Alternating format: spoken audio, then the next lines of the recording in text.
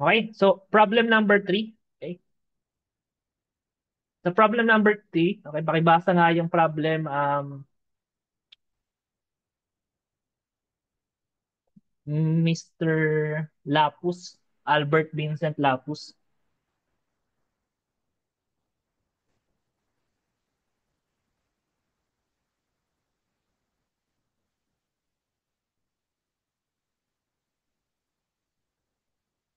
Hello, pakibasa yung problem 3. Okay, it seems na naka-idle siya, no? Baka hindi nakikinig. Sir, ayaw daw po ma-unmute. Okay, sige. Pakitulungan mo nga, Mr. Aldrian Clavo. Pakibasa mo nga yung problem 3 natin.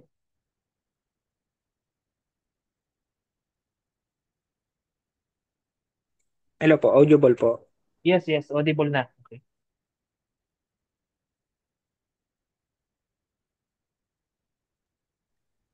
Refers to the double splice connection below.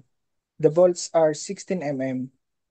The two plates at the left are both PL 300 times 10, and the plate at the right is PL 300 times 16. Use A36 steel. A. Determine the max safe load T that the double splice connection can resist using ASD considering yielding at and rupture failure. Letter B. Determine the maximum safe load T that the double splice connection can resist using LRFD considering yielding and rupture failure.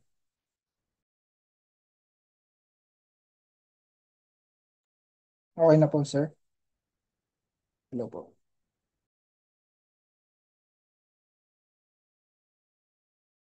Okay, sige, thank you. No, so ito yung problem number 3 natin, no. Ang difference lang nito is double splice connection na tayo. Okay? So paano ba yung ano ba yung mga takeaways natin dito, no? So mamaya lang i-summarize natin. Pero sige, screenshot natin to, no, for our calculations.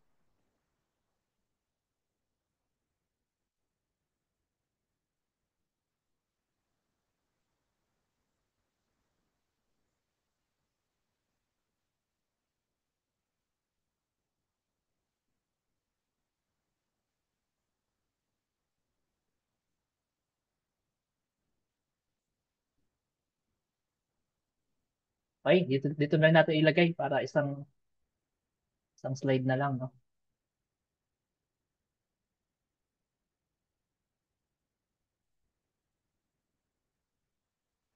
Okay, problem number 3. Okay.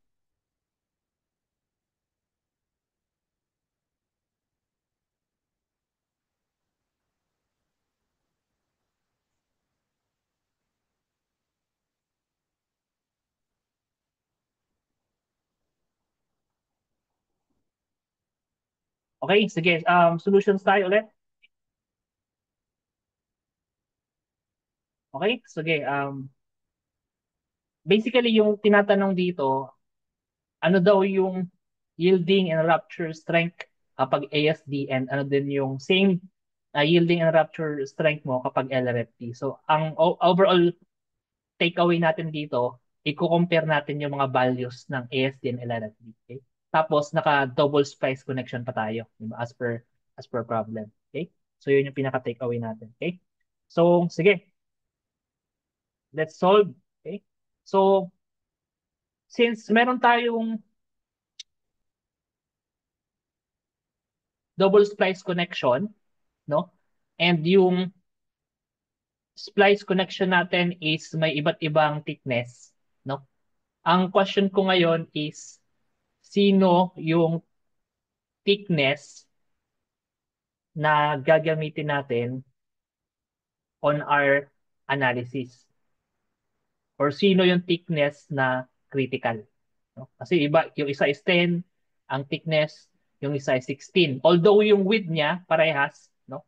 Ang magdidictate is yung thickness. Magkaiba kasi yung value. Okay? So let me repeat, no, yung my question. Sino or aling thickness yung gagamitin natin na on our calculation, which is the critical thickness? Yung 10 mm po, sir. Okay? Sige. It makes sense, no? Na yun yung gagamitin natin. Sige, how about yung iba? Anong sagot ng iba? 10 mm din po, sir. Sige, sige. Ganito na lang, no? Para mabilisan. Pakitaas yung kamay nyo kung 10 mm yung gagamitin natin.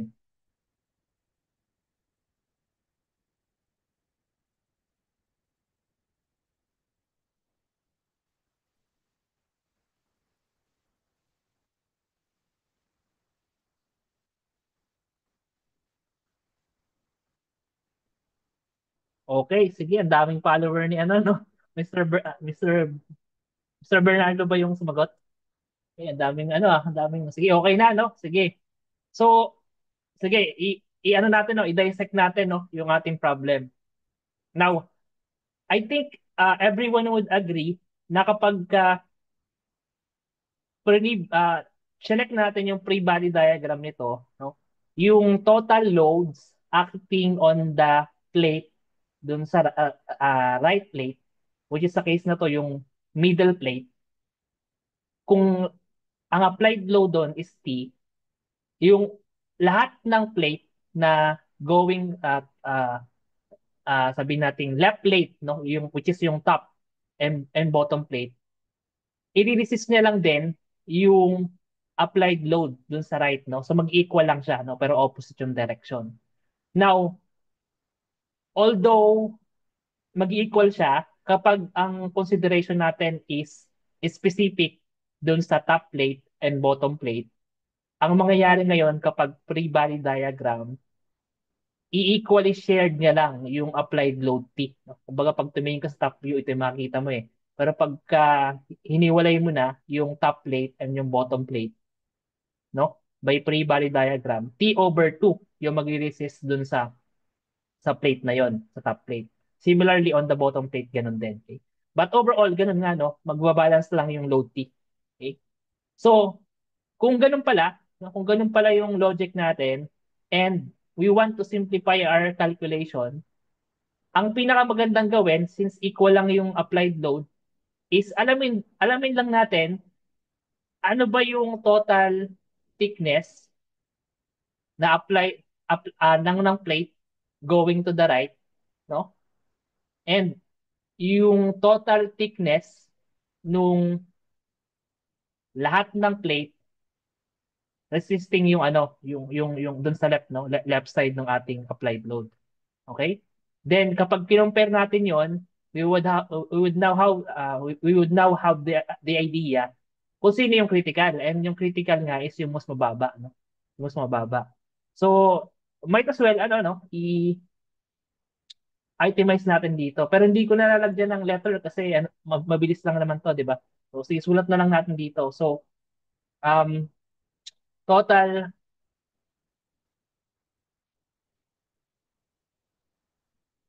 right plate thickness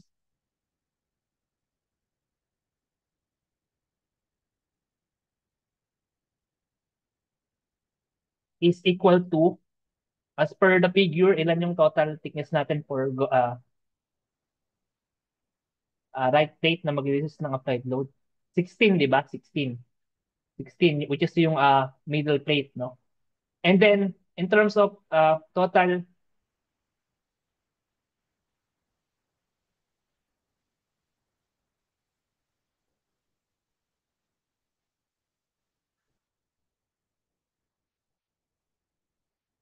left plate, so plural to eh, no? Thickness natin, meron tayong dalawa, no? Meron tayong dalawang thickness. So yung isa is 10 millimeter, no? Plus yung isa is 10 millimeter, no? So all in all, we have total thickness of 20 millimeter, no? Resisting yung applied load T. No? Applied load T. So dito pa lang, magkakaroon ka na ngayon ng idea no? Kung sino yung critical, no? And sino yung mag-govern. Okay? And the governing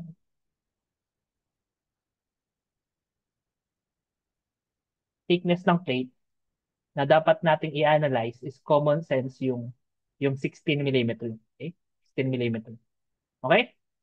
So basically that answers yung question ko kanina, no? Hindi yung 10 ang kailangan mong i-analyze. Well, you could check also mamaya on your own na lang, no? Kung gusto nyong gawing 10, but paki-account also yung pagdating sa formula ng P na dapat i-divide nyo by 2, no? Katulad nung ginawa natin kanina. Okay? Pagdating sa equation ng P, kailangan mong i-divide by the total load na in-apply doon sa plate na yan. Okay? Ganun pa din yung lalabas, hindi siya critical, no? Ang critical pa rin yung minimum thickness. Okay? Sige. Ngayon, let's try to, ganun pa din yung, first step natin lagi, di ba? Ito pa rin yung first step natin lagi to calculate yung design hole diameter. Okay, so might as well copy this one. No? And then, ibilisan natin para,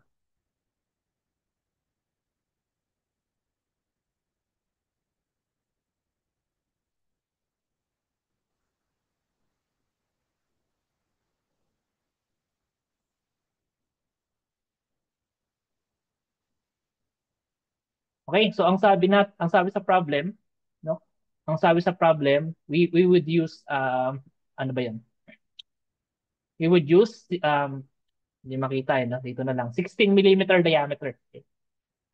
Pero sa problem, walang sinabi kung standard or oversize, no? Walang sinabi kung standard or oversize. Okay? Okay, since walang sinabi, ito yung pinaka gagawin nyo guys, no? Pag walang sinabi sa problem, kung standard or oversize, assume standard. Okay? Sana malinaw yun, no? Pag walang sinabi sa problem, kung standard or oversize, assume standard. Okay? So meaning we would use 18, okay, for the tolerance calculation. Okay? So sige, i-plug in na natin, no? Dito sa ating equation. Okay?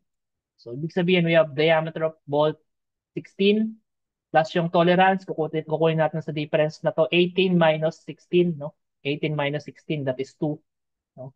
Plus 2, okay? All in all, we have 20 millimeter for the design hole diameter. Okay? Design hole diameter. Okay? Now, ang next step, no, is to define yung ating failure path. Although nakalagay na dito, no, nakalagay na diyan. Let's kunin natin yung, okay, so nakasulat na pala yun doon. Okay? Sige, anyways.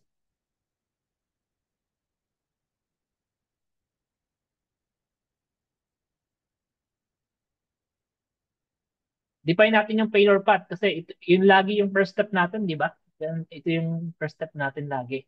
So, siguro dito, let's use this one as our failure path number 1. Tapos yung isa naman, gawin nating red. No? Gawin nating red. So, ito yung, para may difference lang sa kulay. Okay? Okay? Sige. So, failure path, yung blue muna tayo. Okay? Copy natin yung mga equation natin kanina. Kasi applicable pa rin to no? Applicable pa rin to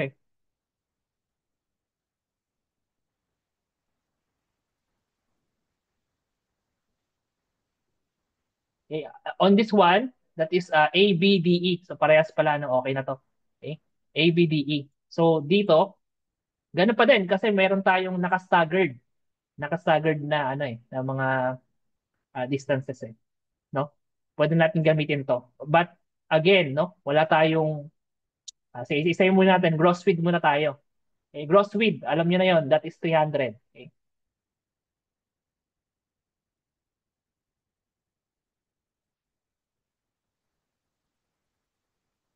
Okay? Summation of diameter of holes na tinamaan, 1, 2. Yung blue muna tayo, di ba? So yung diameter of hole natin is 20 as calculated. Okay? Again, wala tayong staggered distance. So zero yung value nito. Okay? So although okay na to. Sige. This is as simple as 260. Okay? So meron na tayong isang net width. So similarly, if i-calculate naman natin yung failure path na red, no? So sa red, we have A, B, C, D, E, no? A, B, C, D, E.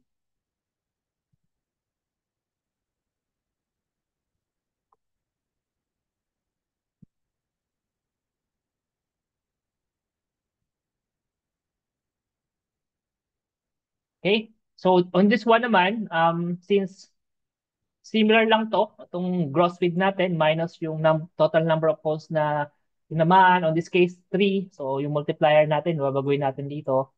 Okay? But itong staggered distance, obviously, meron ka ng value. And looking dun sa figure, kunin natin sa taas, no? So dito sa pinaka-figure talaga. Yung S natin is 40 and yung G natin for this diagonal, isa lang ito munang distance na to, no? Itong BC, 90, no? 90. Now, pagdating sa C and D, 90 pa rin naman yung distance natin. Parehas lang yung value. So might as well times 2 na lang, no? Times 2 na lang. Kasi ganun pa din naman eh, no? So to account for these two diagonal distance BC and CD, times 2 na lang natin yung isa. Okay? So parehas lang naman yung value. So that is ano? That is 40, no? 40 squared divided by 4 times 90, no? Yung value ng ating G. Okay? So sabi natin times 2 na lang 'yon, no? Kasi dalawa naman siya, no? Okay? Sige. So ilan 'to?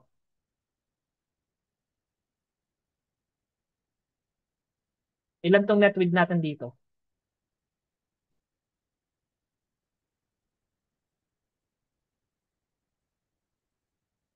Ilan yung net width natin dito?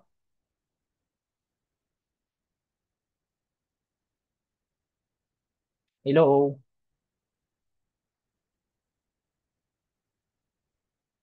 248.88. 248.888. 0.8888. Anong kasunod? 9 po. 9. Okay. Millimeter, no? Millimeter. Okay? Okay? So, dito pa lang, may idea ka na in comparison with the another failure path, this one governs, no? This one governs. So, ito na yung ano natin, no? Ito na yung gagamitin natin. Okay? Sige. Now, we already have the net width. Net width critical. We could now proceed dun sa area net calculation. So, kunin na ulit natin dito, no? Sa ating similar scenario for area net. Ito. Okay.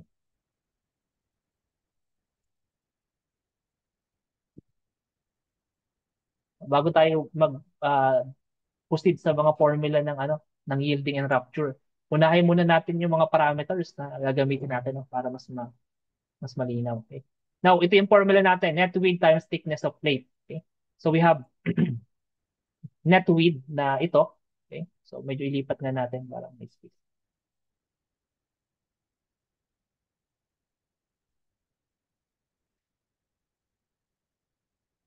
Net width and thickness of plate natin, yung critical, o dito papasok yung governing na thickness of plate, critical 16.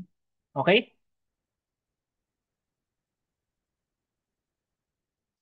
Okay, meron tayong area. So ilan to?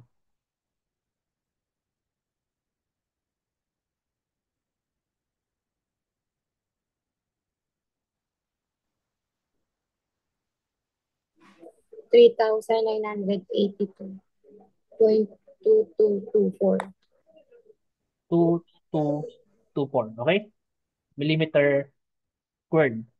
Again, applicable yung maximum limit na 0.85 kasi tension plate tayo, no? Tension plate tayo. So,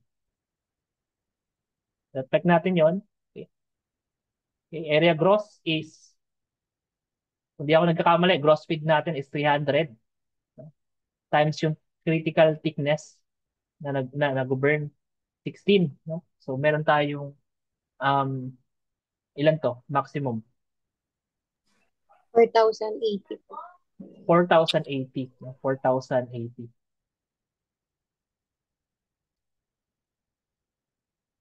Okay? So, comparing with the actual, so lumalabas na this is again greater than, no? Greater than the actual. So, okay na tayo. We would use the actual value. Okay? Mhm.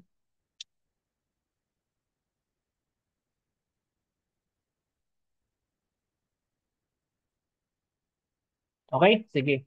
Now, so ito, governing. Okay? Okay? Now, okay na tayo sa area net. Kumbaga, na-define na natin lahat ng ating parameters. No? We could now proceed dun sa calculation talaga ng mga capacity. Okay? So, isa-isayin natin. No? So, for this column, we would show yung mga values natin for ASD. And from this column naman, yung LRFT. No?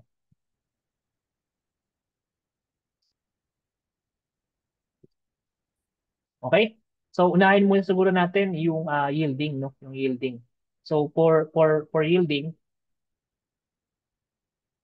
okay? Ano yung formula natin for yielding for ASD? Formula natin for yielding for ASD. Pakibigay sa akin. Yung nominal. Sige, nominal muna tayo. Nominal capacity kapag ASD. T sub n is equals to AGFY, sir. Okay, so tama naman 'yun, no? Tama naman 'yun. Pero sa problem kasi ang binigay is T, no? So gagamitin ko yung letter na T, no? So T sub n, ano yung sinabi mo? T sub n, Is equal to AGFY, sir. AGFY, okay? Sige. So tama 'to, no? This is the nominal uh, capacity for ASD. How about for LRFD? Ano yung nominal um, capacity natin for LRFD? Ano yung equation natin? Yielding.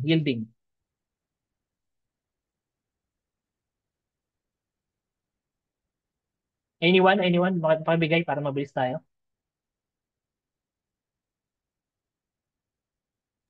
AGFY din, sir. Tama, no? So, huwag kang malilito, no? Kasi nominal nga eh. Parehas lang 'yon, no? Parehas lang 'yon. Okay? So, AGFY pa din, okay?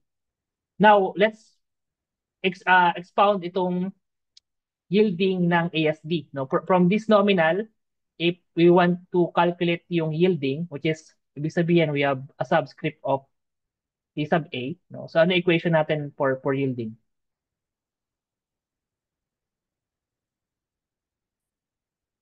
Ano equation natin for yielding? ASD. T sub A is equal to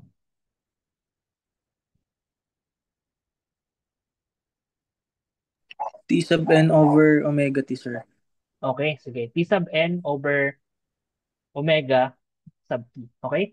Similarly, for LRFD, since yielding tayo, we need to use yung subscript na T sub u. Okay? So, ano yung equation natin dito?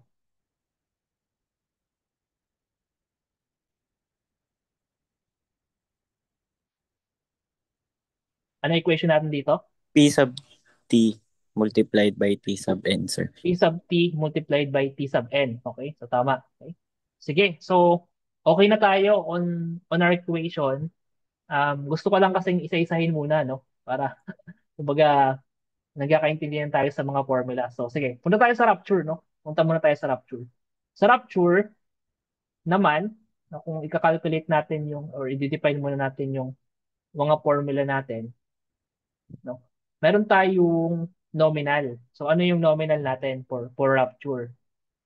ASD muna, no? ASD.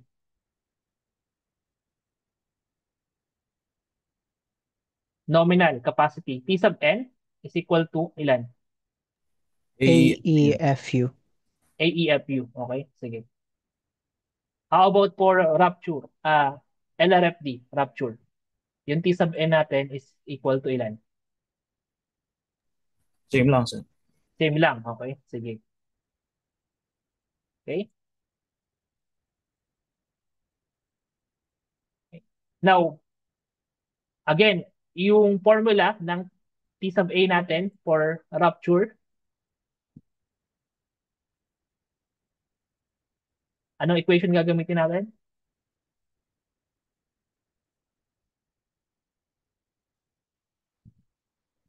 T sub A natin for rupture. Okay? Ito yung sa yielding natin. ASD muna tayo. Okay?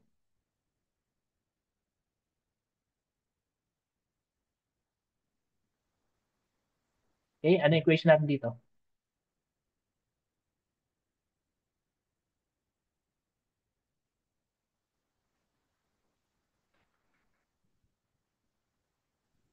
Anyone? Para nag-move tayo? Sir, T sub N over omega sub T. So, ganun Ay, pa din, no? Ganun pa din. Okay? So, similar lang. No? Kasi, ano to eh, kumbaga generic to kay ASD. No? Hindi nagbabago yun eh. No? Hindi siya nagbabago kay ASD. Even tong kay LRFD.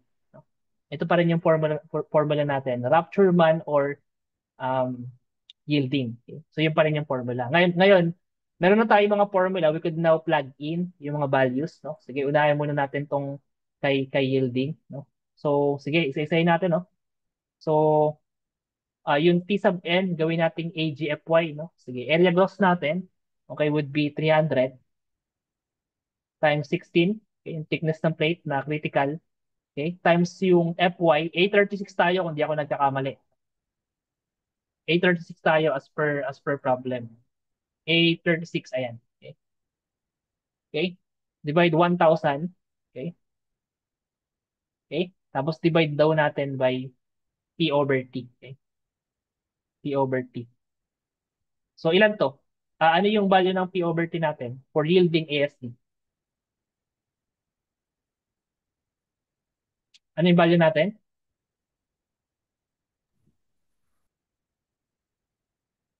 Anyone? 1.67, sir. 1.67. Okay.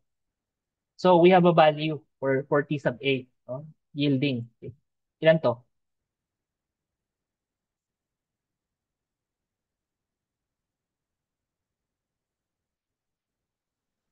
Ilan to?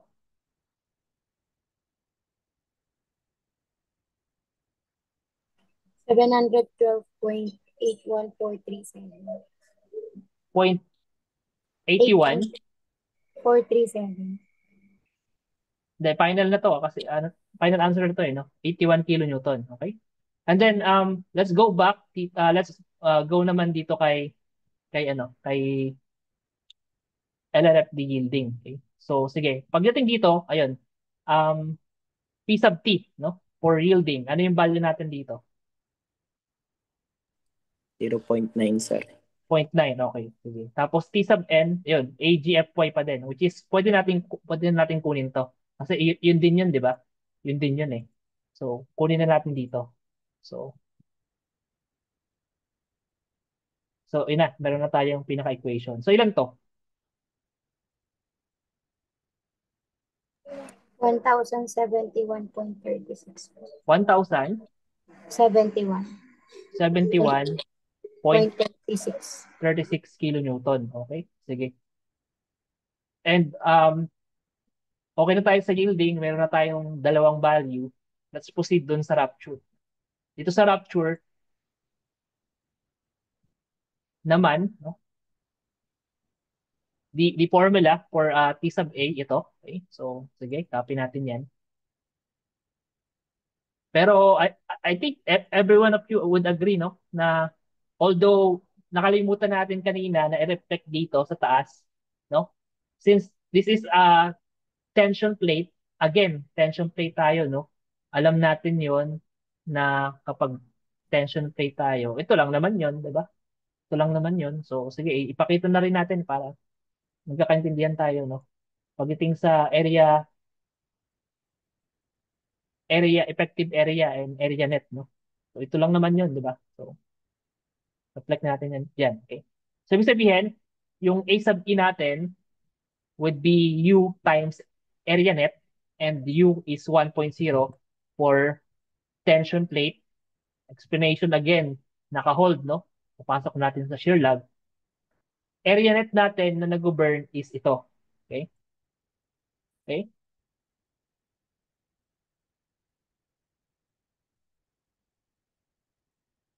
Mhm.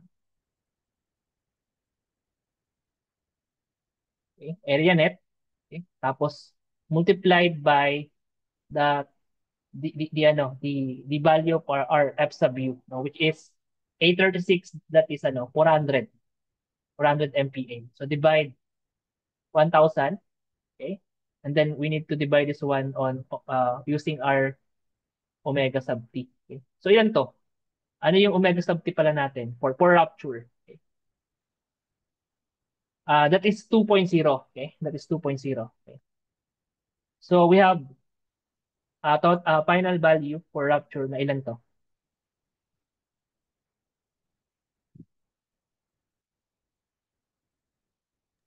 796.44. 700, 796.44, 44. okay, kilonewton. And similarly, pagdating sa rupture, medyo iusog natin kasi nag-take siya ng space, no? Pagdating sa rupture, if we would calculate yung T sub u, okay, so ganun pa din, no? Ganun pa din. Ang mangyari, we have the P sub T for rupture. Okay? So alam nyo na yan, no? Kapag LRFT, that is 0.75, okay? 0.75 multiplied by P sub N, which is itong AEFU. And ang counterpart niya dito sa kabila, ito rin naman yun. Okay? Ito rin yun eh. No? So, copy natin yan. Okay? Okay? Sige. Tapos siguro, sulat na lang natin tong 1.0. Okay? Delete natin to. Okay? And the rest is parehas lang. Okay? So meron tayong final value ng T sub u. Ilan to?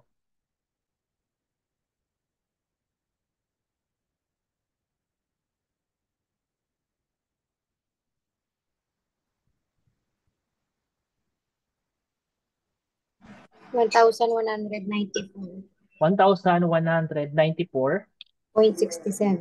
0.67. Okay, sige. And then we could now finalize yung ating mga sagot, no?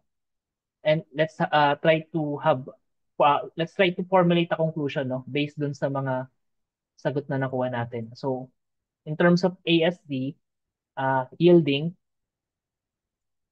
we have this allowable strength, no? Ito naman yung para sa rupture. Ito naman yung design strength, no, for yielding. And ito naman yung for um, rupture. Okay? Next is, lagyan lang natin ng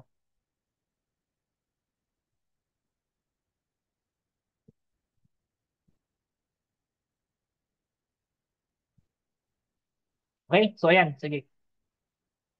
So ayan na, meron na tayong comparison nung dalawang design philosophy showing yung capacity mga capacity or mga strength, no. Mag-formulate na tayo ngayon ng conclusion. Okay?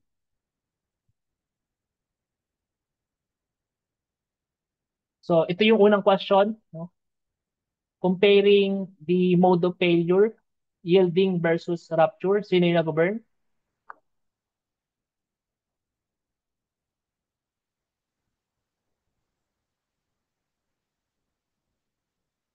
Okay, ito yung mga values natin. Yielding po. Comparing yielding, okay? So yung yielding yung sagot natin kapag ang tinanong is ano yung gagamitin natin or ano yung allowable strength or design strength, di ba? Okay. Now, ngayon, ang gusto kong gawin nyo is i-compare nyo yung mga values ASD versus LRFD. No? Okay? I-compare nyo yung mga values. Although, kahit dito na lang tayo mag-focus kay yielding kasi sabi natin, siya yung nag-burn. Okay? Now, ang question ko, upon comparison, no, ano sa palagay nyo yung ano yung conclusion na mapoformulate nyo based dun sa ano sa value ng dalawang design procedure? Yeah, basta any conclusion na ma-provide nyo based dun sa value ng dalawang ano design procedure. Okay? Sir, Yes, si Mr. Realizan. mapapansin ko po na mas maliit po yung mga values na nakukuha po natin sa ASP kumpara sa LRT. Kaya para po makakuha ng same sa ASP, kailangan po nating lakihan yung area kumpara po sa LRT. Okay, so tama 'yon. Tama yung sinasabi niya, no? Mas maliit daw yung value ng ASD sa LRFD, no? Common sense 'yun, no? Kasi 'di ba nga merong relationship yung dalawa, 'di ba? Yung dalawang actually doon lang nagkakatalo 'yun eh, no? Aside from yung understrength na ina-apply natin, 'di ba? Aside from the understrength, okay? Meron pa tayong load factor, no? Doon lang nagkakatalo yung dalawa eh. But the rest of equation parehas lang, 'di ba? Ang ano pa yung pagkakaiba niya?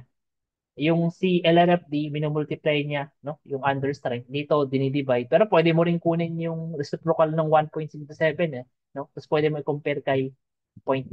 Anyways, yung sagot mo dyan, lagi mas mababa si ASD and mas mataas lagi si LRFD. Okay? So ano pa? No? Ano pa yung okay, sa question na ano sa palagay nyo yung mas ginagamit ng mga designer sa actual practice nila, no? Na design procedure. ASD ba or LRFT at bakit? Sure. LRFD, sir. LRFD po. Sige. Gusto ko marinig yung explanation ni Mr. Basto. Bakit LRFT?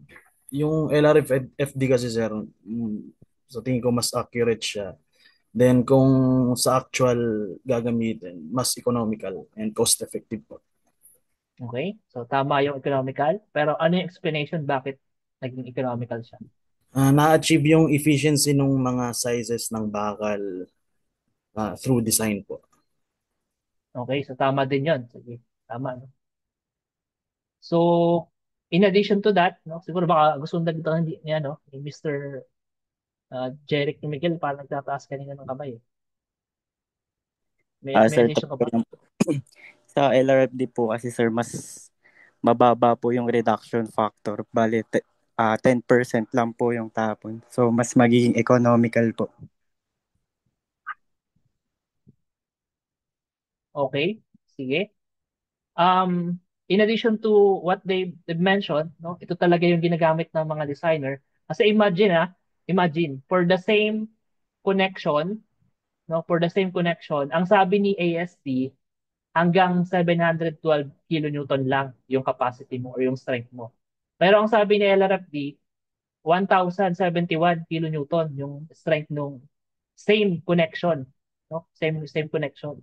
So, kung ako yung engineer, obviously, mas gusto ko itong yung mas mataas yung capacity. Kasi yun nga, yung term na ginamit nila, economical and efficient, no? Kumbaga talagang pinapabuhat mo yung section mo, no? Nang mas mataas yung capacity niya. Okay? So, kaya pag nasa practice na kayo, no, I think you would also observe na ganun talaga yung ginagamit nila LRFD for yung strength, no? Strength, ultimate strength, limit state or hindi limit state, ultimate strength design, yung ibang term kay LRFD. Okay? So basically yun yung takeaway natin dito, no? Yung comparison ng dalawang design philosophy, kung paano mag-calculate ng paano i-interpret kung sino yung plate na mag-govern. Okay, yun yung takeaway natin. Tapos, well, basically, na-discuss na natin yung pag-calculate ng failure path, no? So, yun yung problem number 3 natin. Okay? Next meeting, we will discuss yung continuation, which is yung shear lag, block shear, and cables, no? Yun yung mga di-discuss natin next meeting. Kasi I would, stop na yung discussion ngayon. Hanggang alas 8 lang tayo, supposedly. Okay? Although 9, no? Okay. So, hindi na effective pagka masyadong matagal, no? So, kaya kinat natin yung discussion.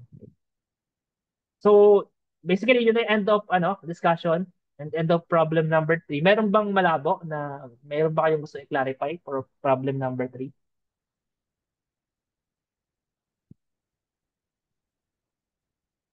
Okay, so I think silence means no question, no? Okay, sige, kung wala na, I would stop the recording here. Tapos we would discuss yung konting housekeeping pa pala, no? I stop recording.